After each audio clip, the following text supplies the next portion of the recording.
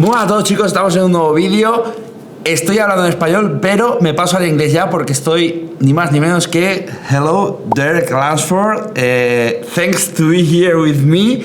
And one important thing, how many time you have, because I don't want to stall a lot of time to you, because I know. We're good, man. Whatever you have, let's just do it, man. It's been a couple years since you've been here, man. Like, I haven't talked to you since you were literally here in Tampa training with me and hanging out every day. So, yeah, bro, I'm excited to catch up with you too, to be honest with you. It's pretty cool. Everybody gets to watch, you know? When we are together in Tampa, you are Olympia 212, but not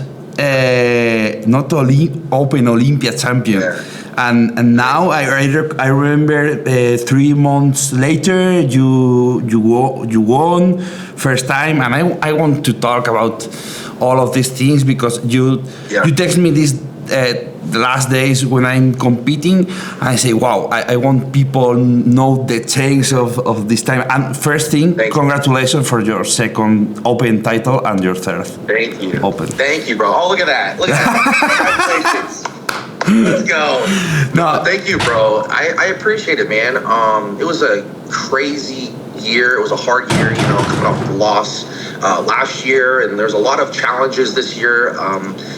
Was presented to me and my family, but by the grace of God and our perseverance, we got through it, and we won the Triple Crown, the Arnold Classic, first Pittsburgh Pro Champion, and got the title back. So it was probably the hardest year of my life for me and my family, but also the most fruitful too. So thanks, bro. That's amazing. I just wish you were here to prep with me. Yeah. No, but I won't ask you about these things that you comment, because I know that not easy this year, because not easy.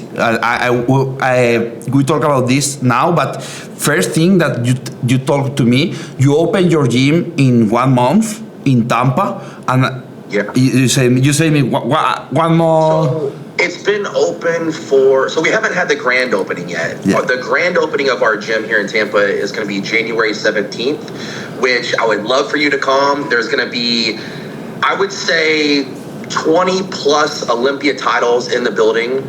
I don't want to share who's coming, but there's going to be a lot of Olympia champions, current and former Olympia champions, Arnold Classic champions, many Olympians, influencers, and a bunch of supplement companies and different companies that are going to be here just having a good time at my gym. So January 17th, bro, you'd be a great addition, of course, with the year you've had. Yeah, I want to be on Tampa because people don't know. I say to you, that's amazing, and you are a perfect partner now with Brazilian people, I know. And I love Brazil. Yeah. and people don't know about Tampa. For me, it's one of the perfect place for bodybuilding, because it's USA, is cheaper place, and super good weather, and good gyms, and good food, and good gyms. Now you open your gym is so bigger. Yeah, we have all the new tech equipment, so it's the best equipment in the world. But anybody can build a great gym, but it's the people, the community, the environment around you that really helps you elevate. And that's what we wanted to do, was bring the best of the best around to our gym. But it's not just that. There's even people that, don't compete. They don't have any desire to compete, but they're just in there getting after it for whatever their goals are too. And just, we want people that respect themselves. They respect their own goals, but they also respect other people's goals too, no matter what it is, if it's the same or different. So I feel like that's what we have at our gym. And, that's not anything I can take credit for. It's just everybody comes together and is like-minded, which is really cool. But the new tech equipment is it sells itself, man. They know what they're doing over there in Korea. Yeah, I know. I want to go. I need to, because I'm competing now a lot of weeks outside. But you say me this, and it's really, really good. And I want to. Are you done competing, or are you still going? I'm done, because finish the open shows. That's what I thought. I'm like, what are you doing? I'm like, you just did how many shows in a row? 5 together, 4 together every weekend. No, bro. Come on, No, because that's crazy. you are a super great champion now. You are the fucking Olympian. But if you need to do, you do it. You know. Yeah, that's right, bro. I mean, that's what I felt like. I told everybody, I said, I feel like it's important that you realize there's a time to push and a time to pull back, right? This year, it was a time for me to push, do the 3 biggest shows from the beginning to the end of the year. And that's what I did, and it worked out. But I also think now it's time for me to pull back, and I don't do the Arnold. I'm here with my family because my second child is about to be born. Congratulations. And so thank you, man. So it's important that I have, my family time, and I'm here 100% for them and the gym and our businesses, and still doing social media, and I'm still going to be traveling. But competition kind of gets put on the back burner, and then when it's time to focus and put my 100% into competing, then I can do that, So there's a time to push and a time to pull back, right? That's this. Now Olympia, I think, is in September probably, and now it's like in the past before COVID, that now the year changed. Are you preparing to be there? I don't talk about this with people, but I want to be 4 or 5 months working a lot, and maybe I'm looking the shows, 3 shows together, Tampa, Texas, and 1 in Atlanta. Probably I want to do this because I want to compete in USA. Yeah. No, that's a great lineup. I would say, the Tampa show and the Texas show, like back to back, I would say is next in line to like the New York Pittsburgh Pro. Yeah. So if you're not going to do like the New York Pittsburgh Pro or like the Arnold and the rest of the shows earlier in the year, definitely Tampa, Texas, I think that's a good plan. And there's a pretty good gym here in the area, is what I hear. Yeah, that's good. Maybe this is Tampa is the perfect big house in USA to move to the other shows. In the weekends. Exactly. Tampa is for me. Florida is amazing for bodybuilding, and Tampa is the perfect place because cheaper. That's good. Yeah, just everybody's moving here, and it's just if you're in the U.S. and you're looking for a place to live or moving here, Florida for sure. Florida, I would say Texas is good too. I like Texas as well. That's a pretty good place for bodybuilding, and so is like Vegas. But for me, Tampa is number 1, like no question. Yeah, when I was there, we go to the beach one day. That's good. Bro, we had a good time. You remember you were asking me, you were like, bro, how do I get size? I need to get bigger. Yeah. And I'm like, well, you're already pretty big, and you're on your way. You're doing everything right, but let's go eat some sushi. Yeah, I know. No, but now I'm thinking a lot. You are you control a lot of bodybuilding, and you are super. I don't know what to say because English for me is not easy, but you change my mind a lot because you are chill. You think the things and the days together. You say me, hey, chill now, eat sushi. You competed. You compete last week or 2 weeks ago. Yeah. Now chill, and now I'm with this because now it's holidays here, Christmas safe, and it's like, hey, I compete now. Christmas start. Maybe Olympia is in September, but maybe I want to do the shows. And hey, Olympia, okay, do the shows, and now it's time to work here. Yeah, that's different. Yeah, that's what I was saying. Like push and pull back, right? Because you have to get your mind, body, and spirit in line. Everything. And then the people around you, right, too, like my wife and my friends and my team. So if my mind, my body, my spirit isn't aligned, I'm not going to be my best, And so that's what I was trying to tell you is like, if you just try to keep going and going and pushing and pushing, and you never take time to like reset, like reflect and reset, then you're going to get burnt out, and you're going to keep pushing, and your body's just not going to respond the way it needs to respond. So that's why this year everybody was saying, there's no way Derek can win his Olympia title back because he did these other shows. And it's very hard, don't get me wrong. But again, that's why now I'm like, okay, I need to reset, like reflect, reset, kind of just reset my mind, reset my body, reset my goals, and just like not try to rush into the next thing right away. Because if you do that, you're just kind of like treading water. You're not really getting anywhere. You're just kind of like in the water doing this, trying to keep your head afloat. But if you can just take it easy, reflect, reset, and go, okay, now I'm gonna go 100%. Then you can put your all into everything, and you're ready to go. And that's my method. Some guys may do it different and might have success, but I think that's what is going to produce the best for me. And I think a lot of times social media now, we present our best on social, right? Everybody wants to post the best pictures, and everybody always seems like they're in shape and on the grind, and nobody's ever missing a beat. It's all bodybuilding 24/7, 365. And don't get me wrong, man, like I'm still training, I'm still conscious of where my weight's at, what my body looks like, and all this.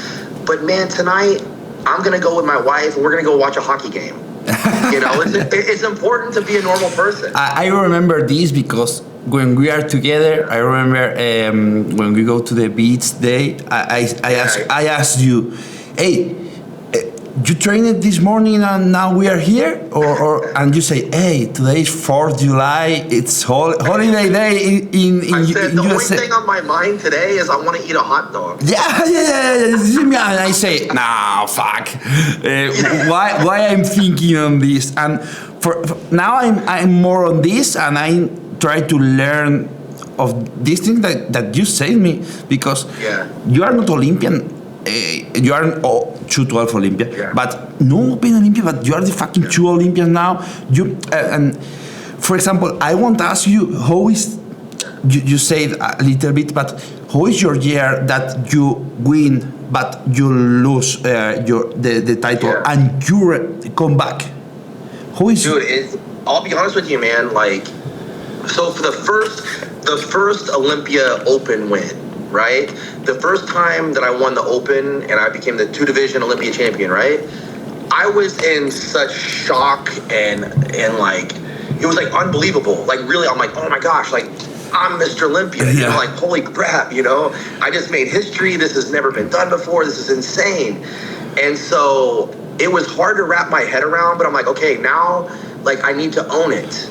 I need to own being Mr. Olympia, and I want to do my best, carry that torch strong, and I want to elevate the sport. That was my mindset. Is that I want the sport to be better because of me.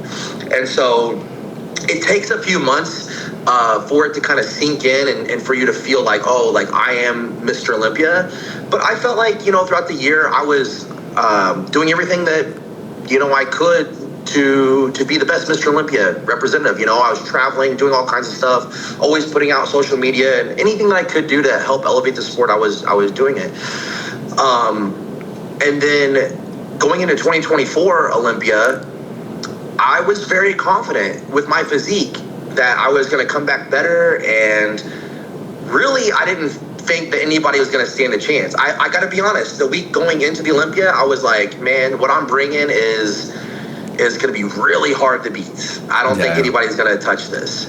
And then it was just like the last day or two where it just seemed like my body just like took a turn, and I showed up flat and I didn't look my best. And it was so discouraging, man, because it takes you a long time to own the Mr. Olympia, and then all of a sudden you lose the Mr. Olympia title.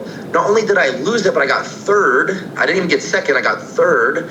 And like knowing that you didn't show up at your best, it's like hard to want to walk on stage and present it. Like you still have to as a professional. You still got to fight and you still got to present your physique, but you're like, I'm not the guy today. Like this isn't my day. Like this sucks, man. And then I have to be honest. Like I was thinking, history rarely repeats itself in bodybuilding. Where if you lose the Mr. Olympia, you're likely not to get it back. Not that that's not possible, but there's only been one person to ever do that, and that was Jay Cutler. And so I'm like, man. Yeah, I know this. I have a tough. Sorry, my dog. No problem. I was thinking, man, I have a tough task ahead of me. I have a real mountain to climb to get my Olympia title back. And I was thinking about it, and right away, like the next day, I felt like God was telling me, like, you need to do the Arnold Classic. And I'm like, okay. And I always wanted to do the Arnold Classic, but I'm like, that my faith is strong, right? And I know some people, they're like, just talk bodybuilding, don't talk about your faith, talk about God. But it was like, I really believe, like, God was telling me, like, hey, you need to do the Arnold Classic.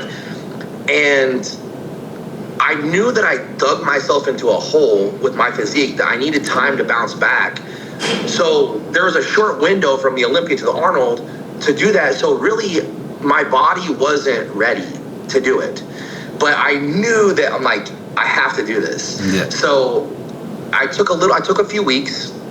The Arnold team was like reaching out, like, hey, you're gonna do the show. And I'm like, just give me some time, please. I was working with a previous coach, and then now I'm working with Chris Aceto. So there was that change as well. But I gotta be honest, man, I was like devastated. I thought, is that it for me? Like, is that the last time I'm ever gonna win the Mr. Olympia? And I just thought to myself, you know what? The worst thing that could have happened just happened. I had the title and I lost. Not only did I lose, I got third. So I'm like, you know what? I'm not afraid to lose anymore. I'm not afraid to fail. I'm not afraid to go big and go for something, crazy. I've made history once, and I want to do it again. If I'm going to come back and I want to do something, I want to do it bigger than it's ever been done before. Everybody told me not to do it, whether it be, when I go ask the judges, hey, what do I need to improve? They're like, just take some downtime, come back to the Olympia. They didn't, most of them said that. Some of them did say Arnold or whatever, but Ronnie Coleman, Jay Cutler, and many others were saying, like, hey, you just maybe take it easy. Doing that many shows all throughout the year, all year long, it's going to be hard. It's like everybody was saying, you're not going to be able to peak 3 times in a year with it spread out like that. And it's challenging, but I thought, you know what? If everybody's telling me not to do it, it can't be done, don't even try, like, well, I want to be that crazy guy that does try. Because if I don't do it, if I don't win all these shows, there's no harm, no foul. Like, the Arnold Classic paycheck is still really good, getting second and third. And then doing the Pittsburgh Pro, it's like, that was another title that I wanted to have for myself, that I was, felt that I could go win. So it was like, if I don't do it, it doesn't hurt anything. But if I do it, and everybody said it can't be done, I'm going to shock the world. And so that's what I just that was my motivation, man. The problem for you, for these things, is you only have 1 or 2 suits on the year. Because if you lose the Olympia title, you need 1 year, or the Arnold Classic maybe, to people change their mind, or you have... Well, let me tell you this. The biggest gamble of the year for me was the Pittsburgh Pro. Because going into the Arnold, everybody said Samson's a shoe-in. He's for sure going to win. He's the reigning champion. Derek got third. There's no way he's going to bounce back and beat Samson. So it was everybody said Samson for sure. Everybody else second, third, fourth. So if I would have got second or whatever at that show, everybody would say, well, that's what was supposed to happen, right? And of course, I believed I was going to come to win and win. But after I did go to the Arnold and win, I presented, people say that might have been my best physique ever, was at the Arnold with the conditioning. You can argue the Olympia this year or the Arnold, but the way that I came back with so much improvement in such a short period of time, winning the Arnold Classic, beating the reigning champion, that gave me so much momentum. And everybody, there was no doubt. Nobody said Derek should not have won that show. Everybody knew it 100%. Man, he looked crazy, And that was awesome. It was such a good feeling to present your best and win a big show like that and against the best competition. And then I could have easily said, well, that's it. I'm just going to take my momentum and I'm going to run it into the Olympia, because now I'm going to take some downtime and I'm just going to, keep that hype going for myself. But I was like, no. I already had committed to myself that I was going to do the Pittsburgh Pro. You know, no matter how I did at the Arnold, I was already going to do the Pittsburgh Pro because this was the first year that that Pittsburgh Pro had open, and they had an expo, and the prize money was big, and it was just like I knew that this was going to be a legacy show. Like this is like with New York Pro being right there 1 weekend apart, I'm like, who doesn't want to have the Pittsburgh Pro title under their belt? Like, first time. Me, I can be the first one to do it, and then combine that with the whole year. Like, okay, sign me up. You know what I mean? But this year, I think last year, you are full year on prep. Yeah, I mean, I pretty much didn't stop from my 2024 Olympia prep to the 2025 Olympia prep. I had just like a short couple weeks in between shows to stop, but basically I was just all the way through. Yeah, the whole time. Yeah. Hard year and open the gym. You're open now, but the work is this year. But that's what I was saying, man, earlier. It's like, you know, this is a selfish sport. Yes, it's me, the one that's going through all this grind, but you have to have the people around you, right? Like my wife, I had to talk to my wife and I had to say, like, I had to ask her, I said, do you support me doing all these shows? Like, I think that this is what we should do. Do you support it? Because if you don't, then we can talk and whatever. But I had to have her support. And she's like, 100%, I support you, whatever it takes. I know it's going to be a hard year. And it was, dude. You know, I don't want to share too much because it's, you know, me and my wife, but it really put a stress on us this year. Yeah. As hard as it is on me, and you said the gym, and then many other things in our life. We experienced loss in both of our families. Like, it was a very, very hard year outside of the competing. And then the competition definitely made it way harder. But now it has made us stronger by going through those things. You know what I mean? But that's what I was saying. You have to have support from the people around you. Maybe days that you don't feel like going, they can keep you going. And then just making sure that you all are on the same page before you set that goal. You know what I mean? Yeah, I know. And one more hard thing that for me, in my opinion, that you have this year is change your coach. Yeah, that was crazy because, you know, me coming up as an amateur bodybuilder, I looked up to Jay Cutler, Phil Heath, all these guys, right? Like, they inspired me to be a bodybuilder and to be Mr. Olympia.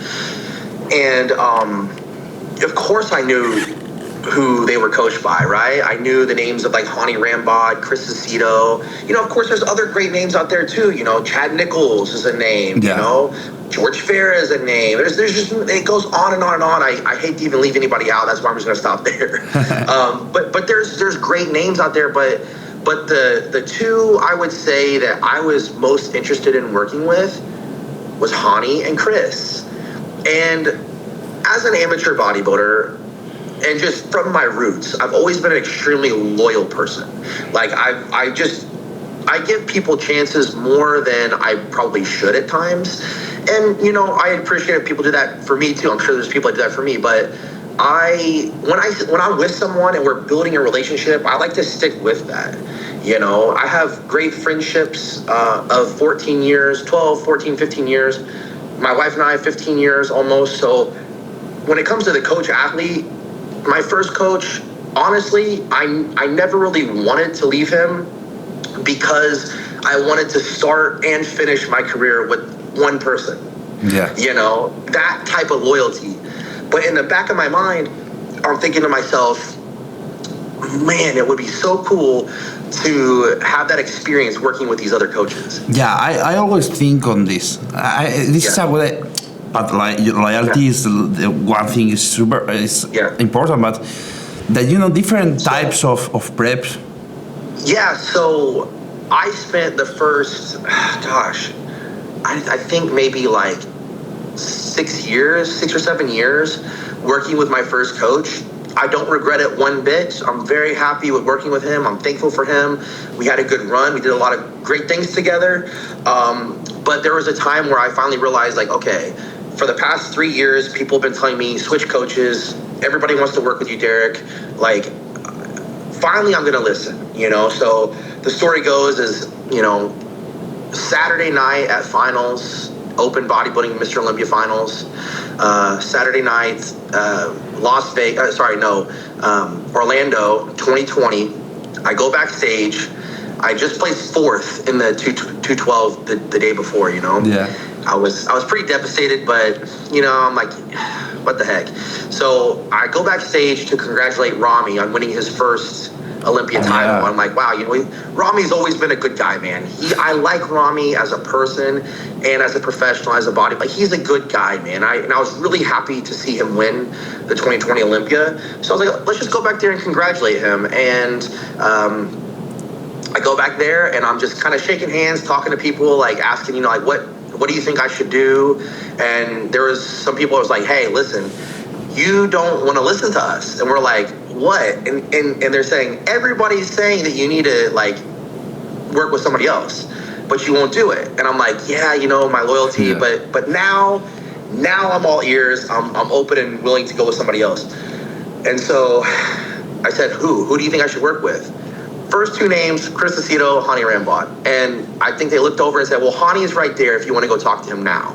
I said, sure. So he was just the first person that I talked to. Yeah. And then we had a conversation and we talked about his supplement company and he wanted to bring me on and work with me. And so it ended up working out. But I worked with Hani the first, for 4 years. And when I was with Hani, it was the same thing. It was like, I never imagined not working with him.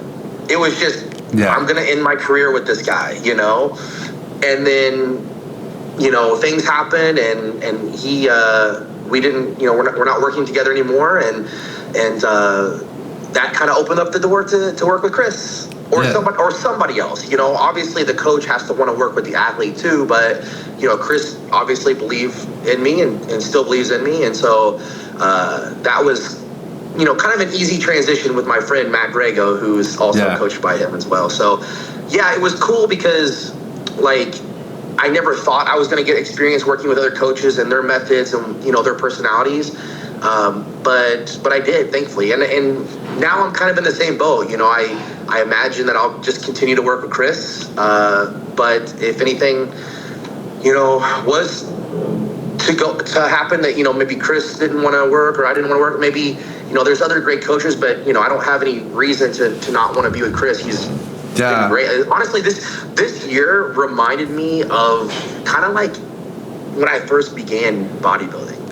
It was so relaxed and so just kind of fun, man, working with him and everyone. You do this to enjoy. I think on this year, and I'm so happy with this. It's like, hey, I'm doing this to enjoy.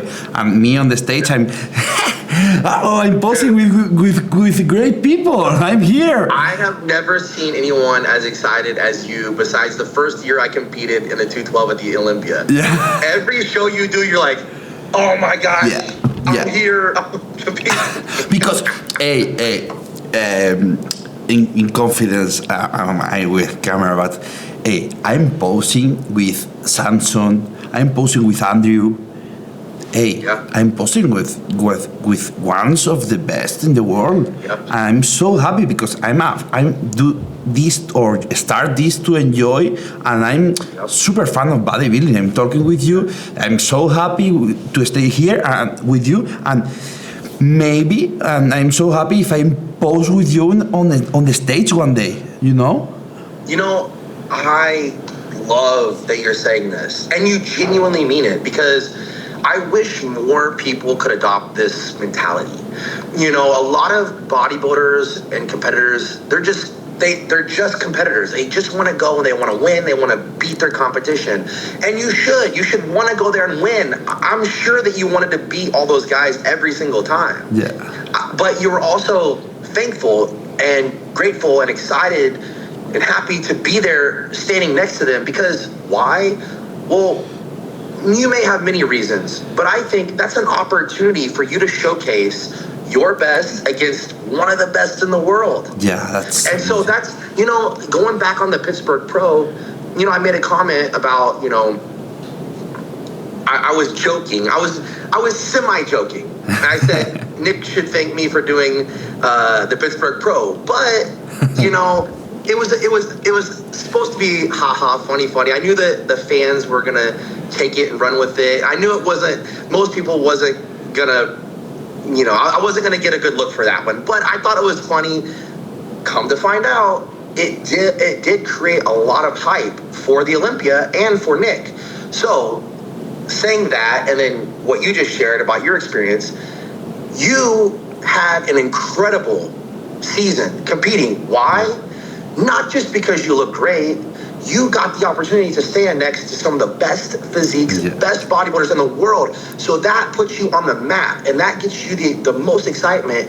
And that right there is why New York Pro, Pittsburgh Pro are the arguably the best shows outside of the Olympia and the Arnold, because you get the opportunity to stand next to the greatest bodybuilders on the planet. Now, you did the post-Olympia shows, which have shown to be, you know, stacked lineups too. But I don't want to do this year New York or Pittsburgh because it's too close.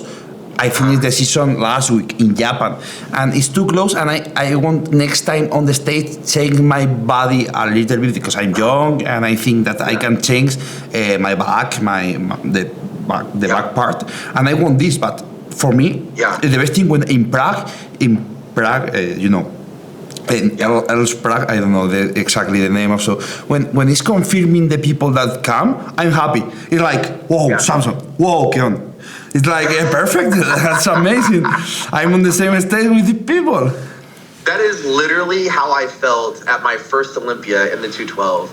I was like, Flex Lewis, Jose Raymond, you know, all these guys. I'm like, oh my God, Ahmad Ashkenani, David Henry. I'm like, oh my gosh. Like I would tell them, I'm like, man, I really look up to you guys, and like, you know, I'm a big fan. And they're standing there looking at me like, dude, we're about to go on stage right now. Like, why are you talking to me? Hey, when you come to Open, I was there. I remember first year I was there, and when I looked you, oh wow! But I think you are so happy that first because you come to the other category is different. It's like I'm super young, first time competing in Open a long season, and that's these feelings. Yeah.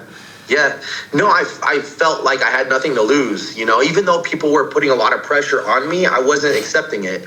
You can only feel pressure when you accept the pressure. Yeah. You know, what pressure people put on me, it's like, I don't care, man. Like, you know, in this sport, not always, but lately it seemed like for me, I'm damned if I do and damned if I don't. So I really can't win either way. So I'm just me, man. Like, with all of the criticism and the false fabricated narratives and just everything that's said and stuff over the last many years, it's like, it's making it easier for me to just be more of myself.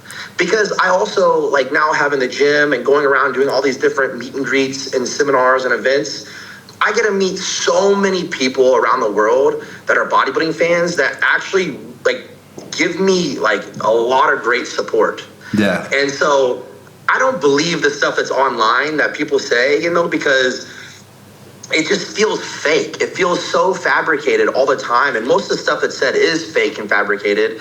And then I'm like, man, like this isn't real life. This is just online silliness. You know what I mean? So yeah. But no, like I felt like the first time that I did the 212 Olympia and the first time that I did the Open Olympia, I felt like there was no pressure, even though like they're like, oh, he's the 212 champion, and you know he gave up his 212 title to go to the Open, and has no chance of winning. And then I got second, and I got some first place votes. You know, it was kind of very close. No, and now I want to ask you about how is your thing of bodybuilding, but my thing now, it's like last week in Japan or 2 weeks in Japan, Clarida won the show, Prague is Keon on the show, 212 people, you Hadi, 212 people is too hard in Open. Well, 212 bodybuilding is bodybuilding. I'm not saying that classic physique is not bodybuilding, because it 100% is bodybuilding. but the judging criteria is different, right? So 212 bodybuilding and open bodybuilding has the same judging criteria. Yeah, so you just keep building your physique. Now, genetics play a role. And I think we can agree, for the most part, that height does play a role. So if you're too tall or too short, I'm not saying you don't have a chance. You saw Samson win, and he's extremely tall. You know, I don't know who the tallest Mr. Olympia of all time is. I know Rami was tall. In recent years, I know Arnold Schwarzenegger was tall too, but that was back in the day. But like Rami's tall and Samson's tall, Andrew's tall, and they're doing great. You know, we got two of them are champions. But also like being too short too, right? So like people say that, you know, I'm a shorter open guy and I'm 5'6". And so anyone kind of under that is going to be criticized even more for their genetic structure. So, you know, you look at someone like Keon, and he has some of the craziest proportions and balance. 100%. 100%. He looks incredible. By himself, you look at it and you go, holy crap. Right? He looks awesome. But then you stand him next to other guys and you start going, okay, well, now I see where this guy's a little bit bigger structure. And, you know, so for me, for example, let's bring it back on me and not talk about other competitors. For me, I always do better when there's a bigger lineup of people. When it's just like me versus one other person, you know, you can start picking apart each other a lot easier. You go, wow, this guy looks great here, and he looks great there, and he has this, you know, he beats him, and blah, blah, blah. But when you have 4, 5, 6, 7 guys standing next to each other, that's when I start to expose other bodybuilders, where it's like, oh, there's less flaws on this guy versus the other. And even talking about structure and size, you know, with me being even a little shorter, I'm also wider than most taller guys, right? So it's definitely at that elite level, the very top. Genetics definitely do play a role. And for someone like Keon, man, like dude, I wish the best for this guy. Like, he is a good dude, a great representative, phenomenal bodybuilder. That goes without saying.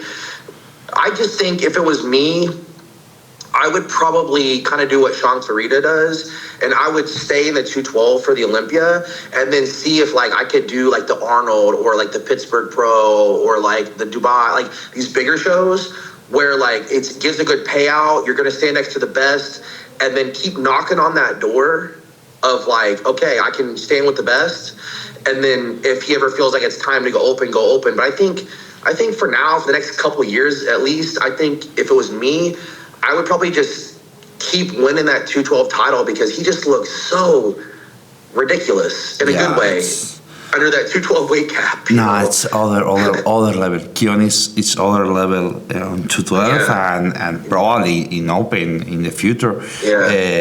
And what do you think about open or because you and Hadi is like short guys and Andrew and Samson is like tall guys, you know, it's like, and both is there in the top 4, top 5, you know.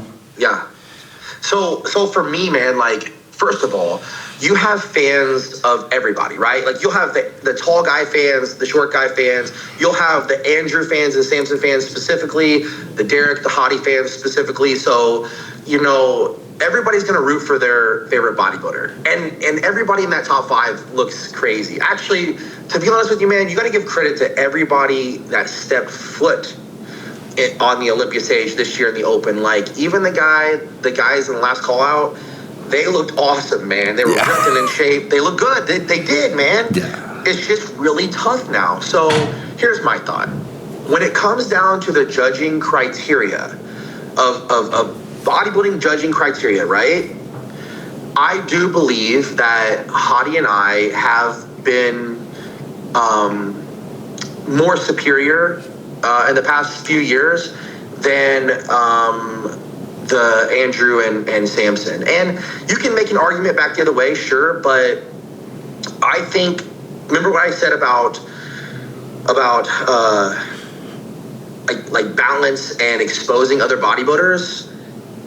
I think that there's less weaknesses on someone like Hadi and myself than there has been on those two guys. And the year that Samson won, I believe, he rightfully won. I think he had the least flaws and he was the most balanced. And me and Hadi came in off, and he won, man.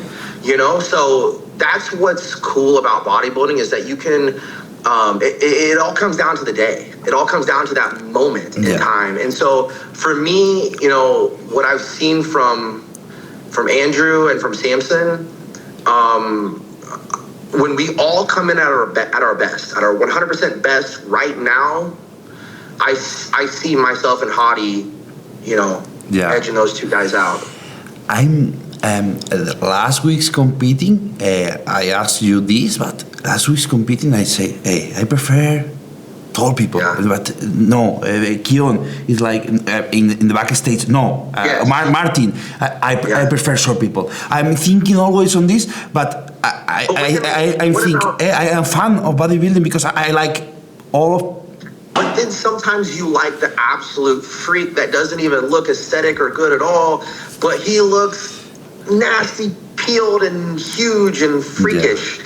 Like, you have to appreciate what all of these athletes are bringing. And listen, man, I'm not trying to be diplomatic here. I'm not trying to say the politically correct answer. I'm telling you how I feel as a fan. And I'm even thinking, like, taking myself out of it, just bodybuilding as a whole. It's like, it's awesome that you have all these different physiques that are as close to their fullest potential as possible, right? With our genetic potential, we're as close to our genetic potential as possible, and we're all bringing it all the time. Yeah. And it's just, it's really a great time in bodybuilding. Of course, I love being the Mr. Olympia, the current reigning Mr. Olympia, leading the pack. But I really mean it when I say, like what you just said. Like, you see, like, the tall guys, you go, whoa, like, they're carrying more muscle just standing there. But then you look at someone like myself and Hadi, and you go, yeah, but per square inch, we're filling out our physique more, and we have less, like, weaknesses, like, missing gaps in our physique. We turn to the side, turn to the back. Now you're seeing the physiques exposed a little bit more. Yeah. But yeah, man, I mean, you're going to say, whoa, look at, like, the Rami, the Samson, the Andrew, or even, like, the Nick, And then you're going to say, whoa, look at the Keon, the Derek, and the Hadi, and the, Hey, so it's cool. I don't always remember 2 years ago, because we are training together. We are training together on MA40, and you are with tank top. And I remember go back to you and say, "Hey, this back is impossible. What is this?" But last week's on Romania with Andrew, I have the next number to Andrew, and I remember looking and I say, hey, that's amazing, and all is amazing. When you are there, people don't know what is be there, and looking together or touching is like, hey, this is other fucking level.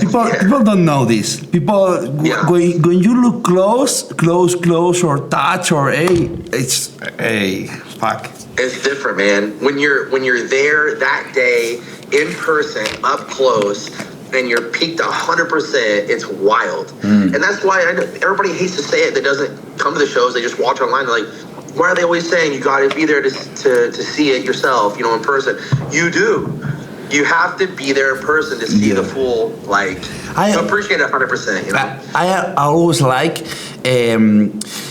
that you say people need to go to the shows in real life, because I have the possibility to go to Tampa to train with you, and I like, but people maybe have the possibility to go to MA40 and maybe look you there or the shows, and I say to people, hey, go there and try to be with your eyes, because it's other fucking level, or in the gyms or in the shows, in the real life, it's other fucking level. Yeah, of course, man, and just being, like, in the environment is super cool, right?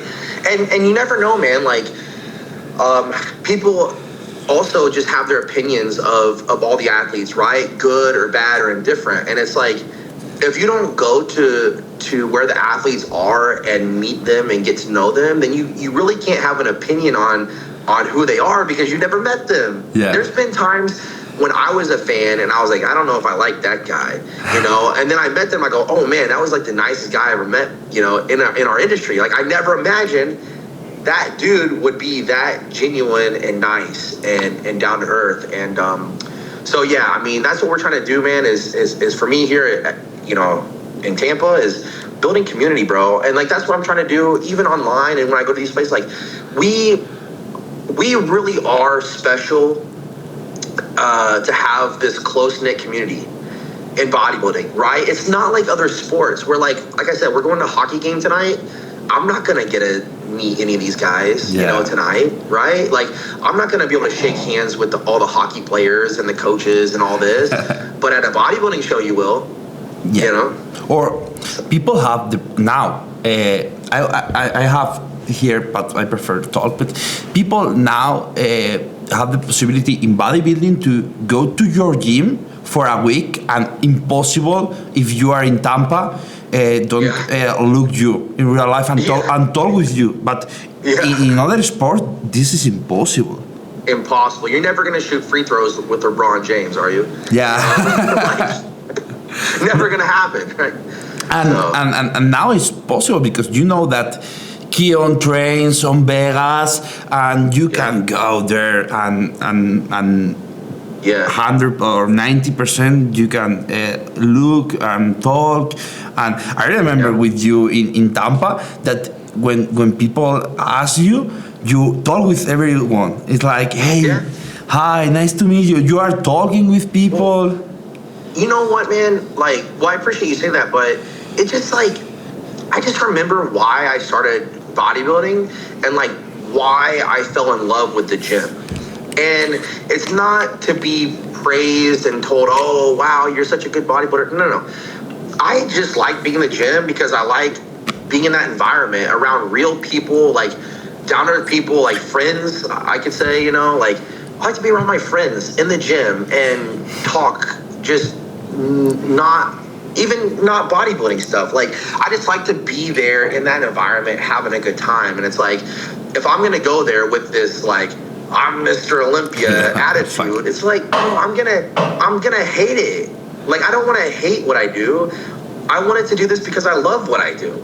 Yeah. So why would I want to change that? That's my thought, Now don't get me wrong. If I'm like 4 weeks out or something from the Olympia, maybe just save it till after the Olympia. No, but otherwise, that's different. That people know this, or that's different. But in 90 or 80% time that people can look you in real life, you are so happy, you are for people, you are there. Other thing is 4 weeks out, or Olympia week, you don't go to the gyms in Vegas that is full people, But dude, like I love seeing someone like you, right, who is so enthusiastic about bodybuilding, who has great potential and is working so hard and sacrificing so much.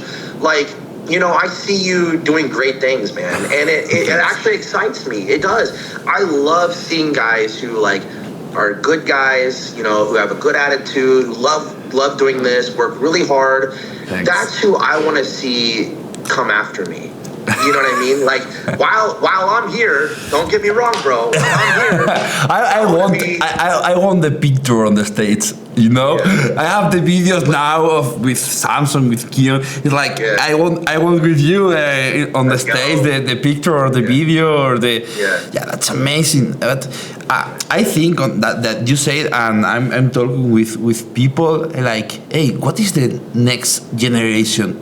What people is now in the next generation? Because you are winning now, but you are winning now for the next years, but what is the next open generation? Because maybe Martin, that's I don't know, but I know what I would like to see. And for myself, obviously you have to bring the physique. This is a physique competition, but me, because I respect bodybuilding, I respect the Mr. Olympia title, and I want to see the Mr. Olympia, the IFBB Pro League, and just all of bodybuilding continuing to grow and excel and go to new levels, I hope that the next person would be someone who is a genuine, caring person who wants to give back and do the most they can to elevate not just themselves, but the sport as a whole, and just not someone that just wants to come in just to win.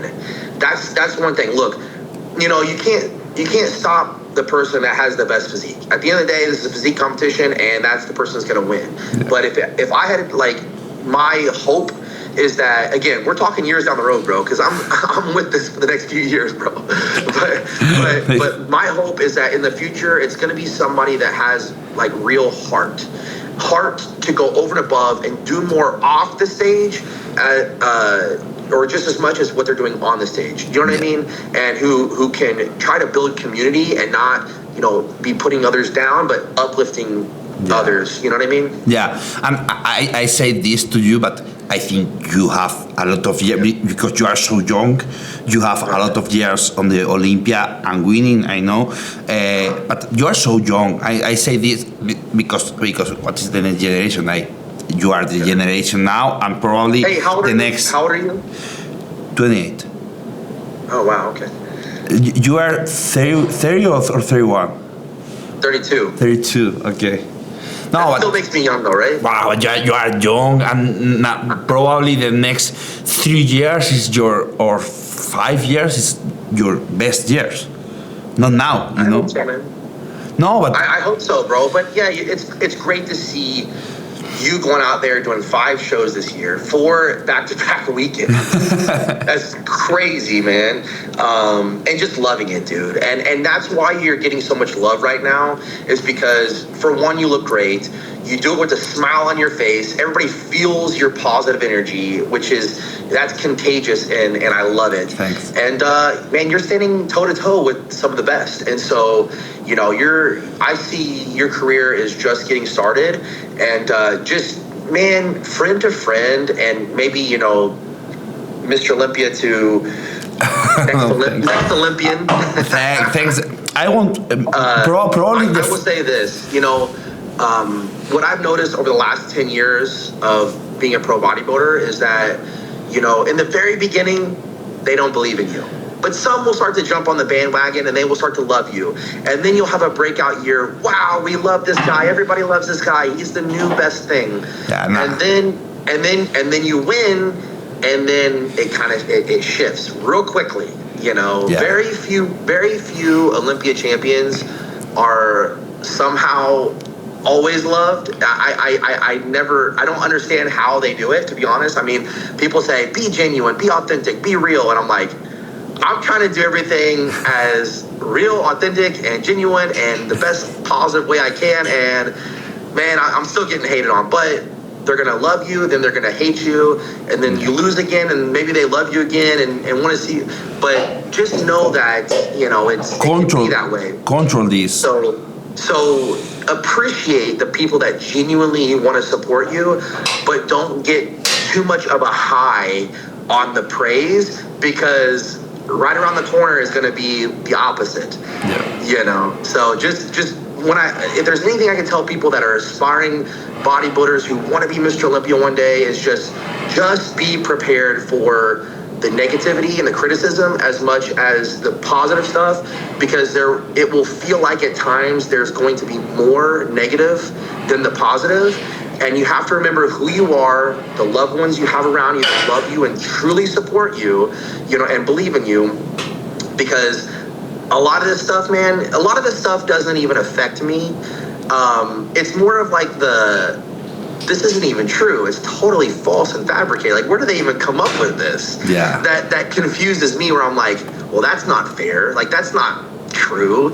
And then, you know, so just be prepared for that, because I think you're going to have a great career. And I'd hate to see someone who loves this so much, so enthusiastic, and can do a great job in this sport, start to feel a little different because of the negativity. So you're not going to be 100% prepared for it, but It will come. I know. Now we are talking these days like, hey, never too high, never too low. It's like control this. It's like, hey, one day you are so the least, and the other day you are the worst. It's like, hey, fuck. No. Well, this was the first. This is funny though. I laugh at it. I go, man, this is crazy. History was made again this year, man, because this was the first year where 2 bodybuilders got robbed at the Olympia. How do 2 people get robbed and somebody else win? Yeah. How does that happen? No, hey, that's amazing. That's amazing. And I don't think that you save. And I'm thinking now that Jake Adler is the only one guy that lose and win, and you are. Now that's so difficult for your head. That's why I said, because like when I lost, dude, like when I lost the Olympia after winning it, I was like, man, is this it for me? Like, I'm only 31 years old, dude, and I'm like, how can I win and lose by the time I'm 31? Like, this doesn't make sense. You know what I mean? I'm like, this doesn't make sense to me. I'm like, will I ever win again? You know, I'm just, because only one other person's ever won it back, and that's Jay Cutler, and I'm just thinking, man, like, what's next for me? And so I have to be honest with you, man, like, sometimes losing is better. Like, not always. We don't want to lose. We want to go to win. But sometimes it does something in us that we needed it to. Yeah. Right? Like, for me, it was like once I had the title of Mr. Olympia, I was a little afraid to lose it. I didn't want to lose it. So I'm thinking, if I lose this title, once I lose, it's over with for me. That was my thought. But I did. I lost. I had to face reality. And I go, okay, well, that's what God wanted for me. He was protecting me and preparing me for something. Well, now I'm not afraid to lose. I'm not afraid to go way big, because I don't think I would have done the 3 shows this year had I won the previous year. You know what I mean? Yeah. So because I lost, it gave me the confidence to go, I'm not scared. I'm not scared to take second place. So now I'm actually more dangerous than ever, because I don't have that pressure to like, oh my gosh, I can't lose the title. And that's what I said going into the Olympia. I said, you're going to have the majority of people at the Olympia are hoping that maybe one day they're going to win the Olympia. They're just thinking, man, I hope that this is the year I win the Olympia. Right? So they have all this pressure of like, what if I do it this year? Yeah. You know, will I ever become Mr. Olympia? You have that stress on you, that pressure that you're putting on yourself. Because I felt that too. I'm like, will I ever win the Olympia? Yeah. Well, then you win. Well, there was only one reigning champion, and I was like, there's pressure on him to not lose it, because he's only, been the champion for 1 year. So I'm like, he has the pressure of oh my gosh, I don't want to lose the title. I need to win. Yeah.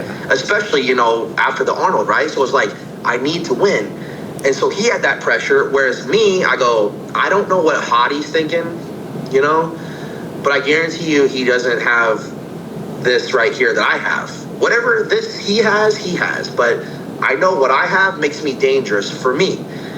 I'm not afraid to win, because I've done it before and I've made history, and I'm also not afraid to lose, because that's happened to me before too. So I'm free to just come and bring my best, and I'm not here to compete, even though it's a competition.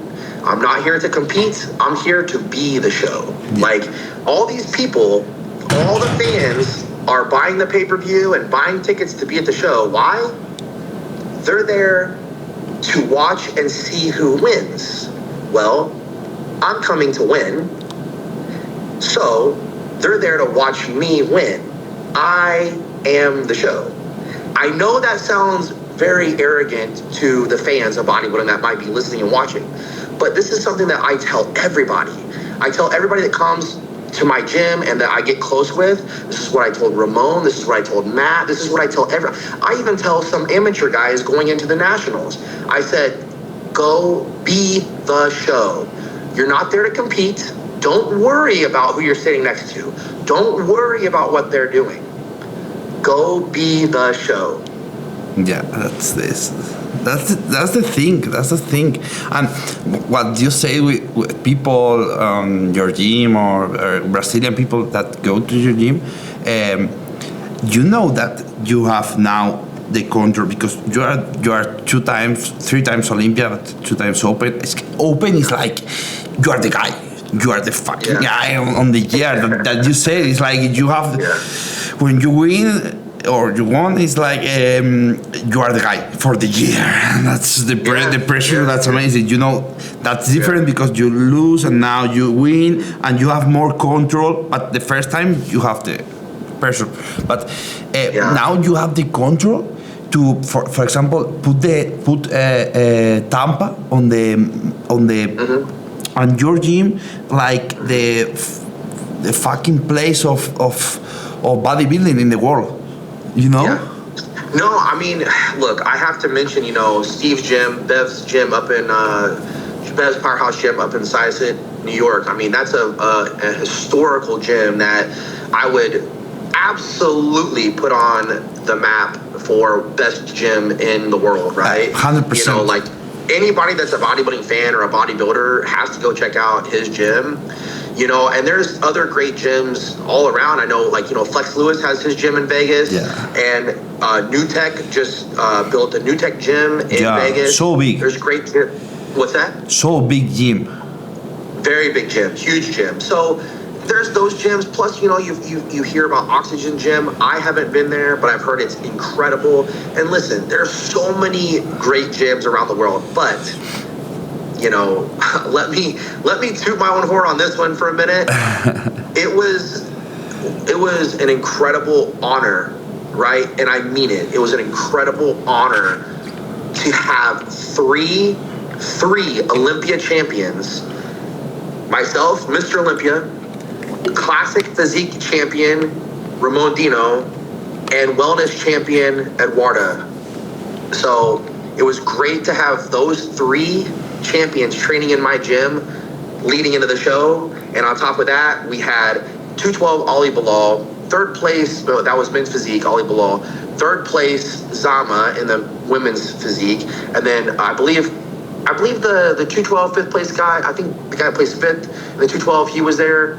I think that's where he placed. And then we had countless top 10, top 15 Olympians training into the Olympia, and so many IFBB pros there before the Olympia. So what I'm saying is, it felt like, I don't know what Gold's Gym Venice was back in the day, but it felt like that. It felt like the best of the best in the world was at my gym here in Tampa, getting ready for the Mr. Olympia. So it was super cool. That's amazing. And you have the possibility of different points in USA, like reference, For me, Bebs, for me, it's amazing place. For me, it's like because this is like a museum, this is like a historical. You look the rock in the picture, you look the different NFL t-shirts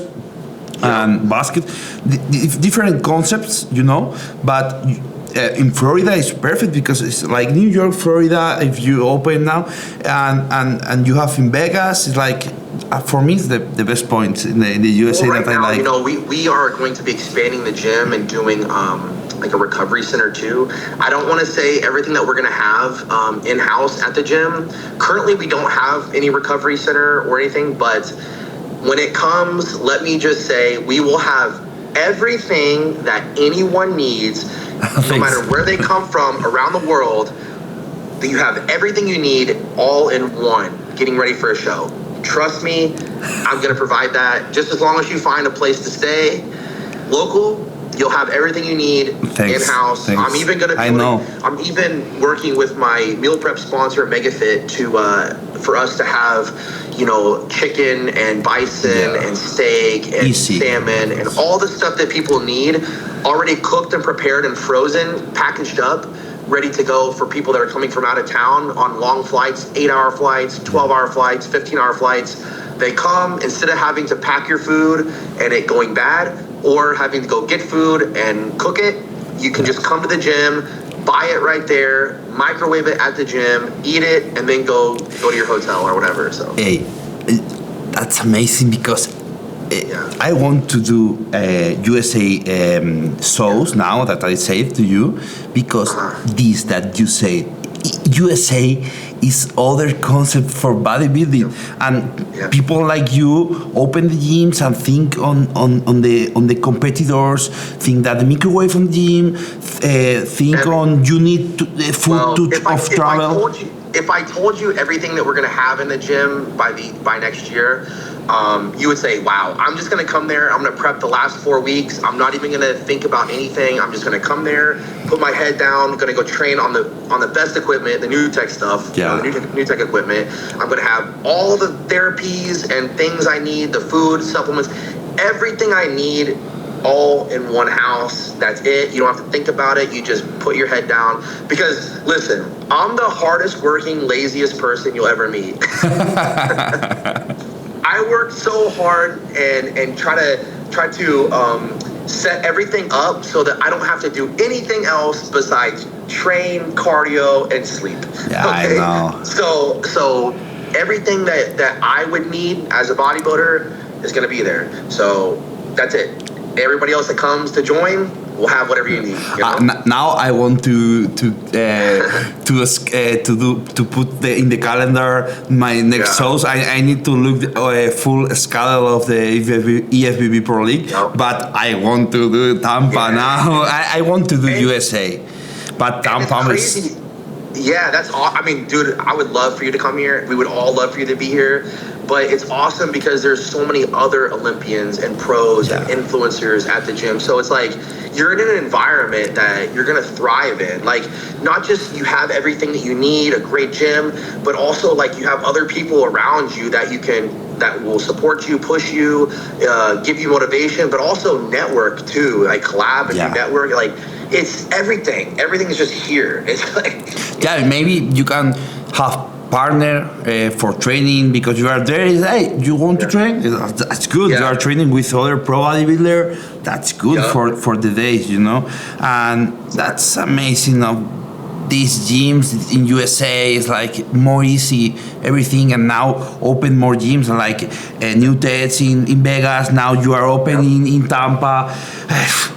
More easy. So like that's what I do, dude. Like if it was me, like so obviously I have my gym, right? And there's other great gyms, like I said, around the US, Vegas, Texas, whatever. But like if you were to do like a US tour, what I would say is this: like figure out like what your schedule is.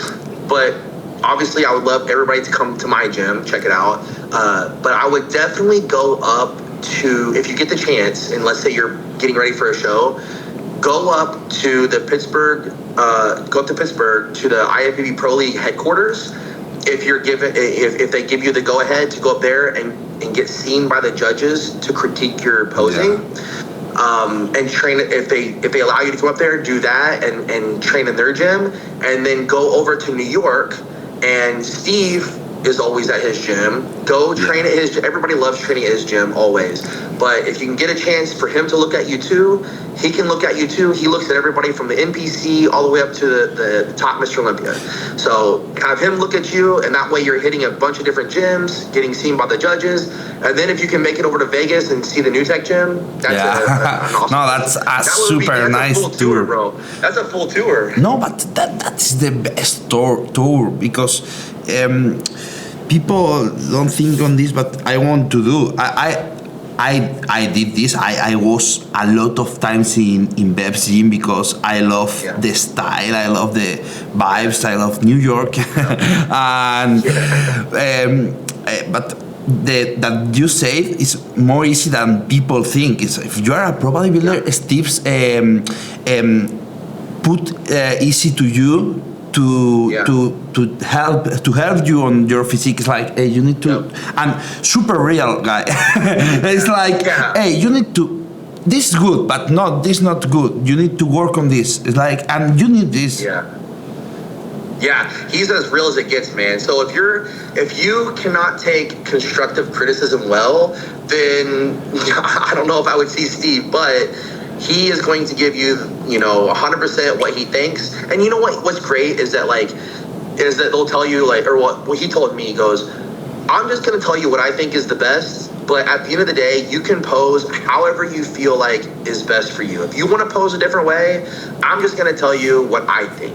And so I'm like, okay, cool. So I appreciate that, but also, going up to see the other judges too, or some of the other judges up in Pittsburgh. I mean, that's where you want to be for sure too. You got, Tyler Mannion and Bill and all them guys up there to take a look at you. Yeah. So that's what I recommend. I traveled 2 years or 3 ago. I don't remember. I traveled in the road trip, Babs to Pittsburgh to pose with Tyler, and return and come back next day. But I want the Tyler look my physique and say me, hey, you need work on this. Yeah. And people don't know this is so important. Yeah. I went up there before the Arnold, and of course I was there before Pittsburgh because that was where the Pittsburgh Pro was.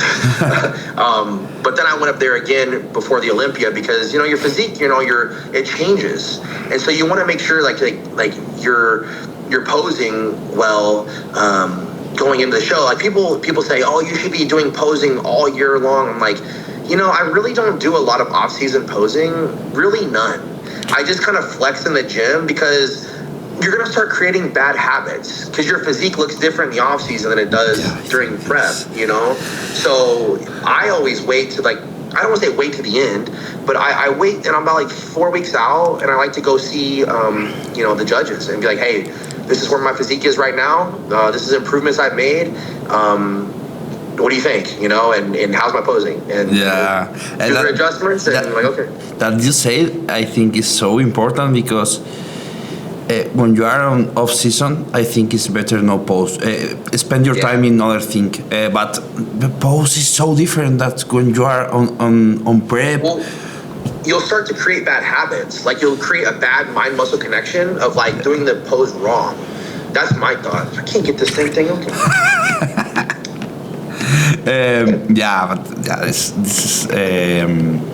This is so important because you are perfect. I work a lot of my hypopressive and I control a lot my waist on the stage, but in off season so different for pose. I'm other body. So much different, man. Yeah, and your legs might be fuller, or you might be a little tight, in your shoulders or something, when you're in the off season, to where it's you're going to be angling things different, or you're not able to rotate as much, you know what I mean? So I just, I'm with you, man. I don't do so much off season posing, and because also too, I also think that when you're on stage, posing is more of a mentality than it is a conditioning thing. Listen, definitely you should be practicing posing for sure going into the show. Yeah. But I feel like with the amount of cardio and training and the dieting and all this that you're doing, you have the cardio conditioning, or you should. And you should be peeled and dry and not sweating right on stage. Most likely. Not saying you won't, but most likely. But at the end of the day, once you're ran through 3 or 4 rounds of posing, everybody's going to be tired. So it kind of just comes down to your resilience and your mentality and your mindset of not quitting, And so for me, I have had the conditioning of this before I ever started bodybuilding. That was in my wrestling days through high school and college of having to just suck it up and keep going, And so when it comes to bodybuilding, it's the same thing, man. You've prepped for how long, how many weeks and months, and how many years have you been sacrificing to get to this point, right now, this moment? And how much have you sacrificed with all of your family and loved ones? It's I'm not going to quit now. Not standing next to this guy or that guy. No way. Yeah. Literally, nobody is gonna. Nobody is gonna outdo me on stage. Like I will be the last one, and believe me, if we're walking off stage and I look over and I see you that you're still standing there posing, I will walk back out and I will make sure to hit the last pose or have the last something on stage. You know, so yeah. I think in my last shows when judges say one more round posing, it's like, wow, that's perfect, because if other one is posing bad or more tired, it's like, hey, I'm posing good. I'm comfortable. But after about 4 rounds of posing, when Steve goes, "You got one more in you guys?" In my mind, I'm thinking, hell no way. Yeah. Get this off the stage. I'm so tired of posing. But you say, in my face, I go, yeah, one more. But in Prague, I think it's like this. I think one more other. Okay, yeah. But I'm doing my vacuum. And I say, hey, one more second, and I'm dying. It's like I can't control more. I'm so bad. That's good. That's good. Hey, I don't want you to spend more time on me, but I want to say one thing to you, so important in my life, not for bodybuilding, but when we are together, we go to sushi, and I remember this day, I when go out and with Marta in the car, I'm thinking, hey, I need to study English, because I want to control more my English, maybe understand the 99% of the conversation, not only 60%. And now, 2 or 3 years ago, I'm control a lot more my English. I'm so happy, and I want to say thank you, because maybe change my life, business life, and I'm so happy with this. Yeah, but this is not bodybuilding, but this is one important thing that you learn to me. Wow, dude, that's crazy. I don't even know what to say. That's incredible. Well, man, I love that you're continuously getting better in all areas of your life, bro. Like that's why, like, when I see someone like you, I'm like, all right, he's a great bodybuilder. He's doing what he loves. He's very passionate, works really hard, but like this guy thinks Thank you. more. He's smart. He is. He's smart, and he's crossing every T, dotting every I. He wants to be the best version of himself. And dude, let me tell you something, bro, like that excites me. Like, even if you never said what you just said, like it just excites me at the thought. I'm like, man, I want to see how great this guy can be, because he has all this passion and drive, and like not everybody like has all of that. Like some people have the physique, some people have the discipline, but not everybody like thinks like that. Like, hey, like I wanna learn English, so that way I can have better conversations and I can be a better representative. I mean, I wish I spoke a different language. I only got English, bro. Like, yeah, because you represent bodybuilding now. You are the guy, and if you go to the other countries, you need. And I'm Spanish, and I need English if I want to go to other countries, represent bodybuilding or represent other things or networking. Or I need better English. And when I go in the car this night, I say, hey. When I come back to Spain, I start with my English, and now I'm working my English and everything. No, it's great, bro. Like it's fluent and great. You know, there's no problems, man. Like what's crazy is like I'll go to like Germany, like for FIBO or something, and everybody's like, "I'm sorry for my English," and I'm like, "Dude, like you speak perfectly fine English. Like, like do you have a little bit of an accent? Maybe, but everybody has an accent. You know what I mean? Like, even people in the U.S. have accents depending on where you're coming from. You know? Yeah, I try to understand things, and people understand me. It's like not perfect English, but I want to. No, you speak good. You speak well. You speak well. I try, but maybe not the best words in my speech, but say that what I want to say. You know, it's like I'm so time speaking in English, but I'm so happy, and thanks for this. Now spend more time on me. So, love you, guys. What's your schedule like? What's your schedule like next year? Like January or what? The schedule next year? Yeah. Like we have, like I said, we have our grand opening January 17th. Just text me, let me know if you want to come. Yeah, no, I will come 100% to maybe no in opening, but to Tampa, and I will text you for weeks or for week or compete. But this is my first year that I not come to USA in last 8 years, and now I love USA. I need to be there for a month in my year always. I'd love to catch up, do some training. We could shoot some content, whatever. So it'd be good. Be good to catch up with you, bro. Thanks, bro. And hey, I'm really proud of you, man. Like I saw it 2 years ago. I'm like, all right, I know this guy's coming. You didn't compete. Nobody talked about you, whatever. And then I knew when you were like, I'm gonna compete this year. I'm like, all right, this guy's he's now on the map. So that's proud of you, bro. Just keep doing your thing, man. You're on your way. Thanks. Bro. And know that Spanish people love you. And I need to make it to Spain, bro. Spain looks awesome. Yeah, and congrats to you to that you are doing and that your head, because you lose, you win, but you have your head, your family. Hey, you control your head. That's one of the most important thing. Last thing, take a picture. Now say, hey, goodbye. Thanks for everything. Say hello to your family, and thank you. Bye. Thank you. Thanks. We'll talk soon, brother. See you soon. Thank you, bro. Thanks for having me on. Thanks to you. Bye. Bye.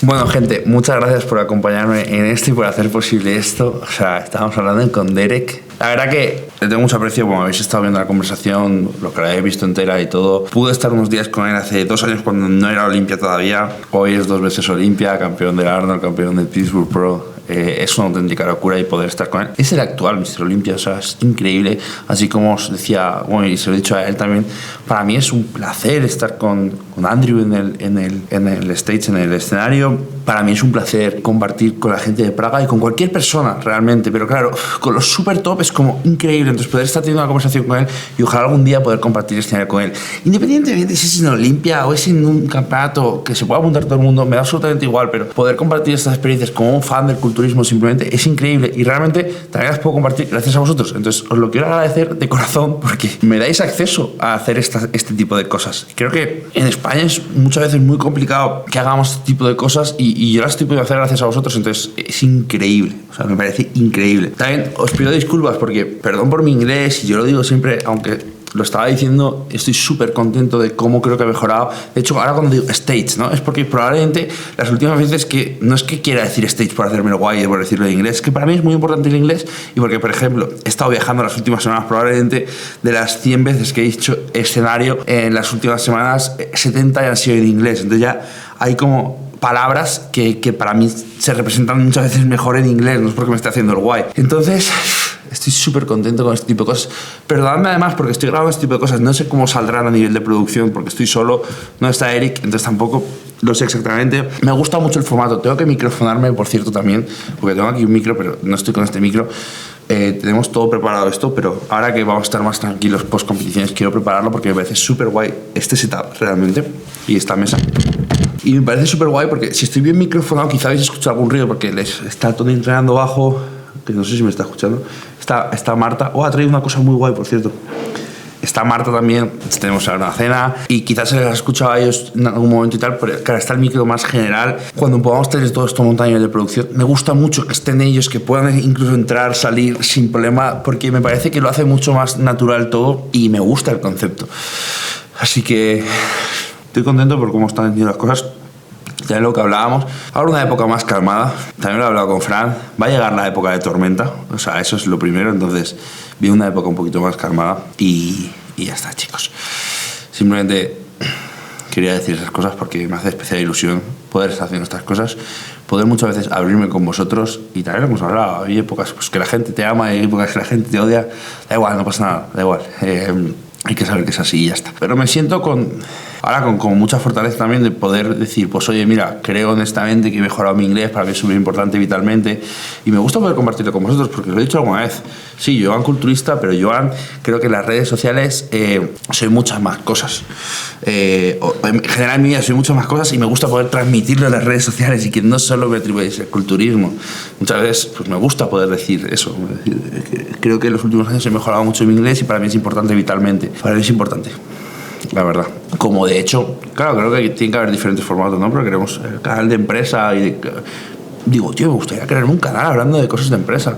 El podcast que tenemos pendiente porque lo paramos, porque no era el momento, pero lo tenemos preparado para hablar de otro tipo de cosas, más de consultoría, de cosas que hacemos. Nos dedicamos a muchas cosas realmente y es algo guay. Así que nada, chicos, dejo de dar la chapa. Voy a apagar el aire porque parece que está el aire a 30 grados. Así que, chicos, está todo entrando pierna abajo. Espero que se haya puesto el aire, si no, ahora le echaré la bronca porque a veces le saben mal las cosas, hombre, no estés incómodo. Así que, chicos, espero que os haya gustado el vídeo. Muchas gracias por hacerlo posible. Gracias a Derek en especial. Ojalá algún día venga hacia la península, ahora estoy en Andorra, a España. Ojalá venga a España y lo podáis conocer porque es un tío increíble. O sea, todas siempre... Bueno, es que el otro día me escribió, uy, tío, increíble lo que estás haciendo, tal. Y era como, qué guay. Así que, chicos, espero que os haya gustado el vídeo.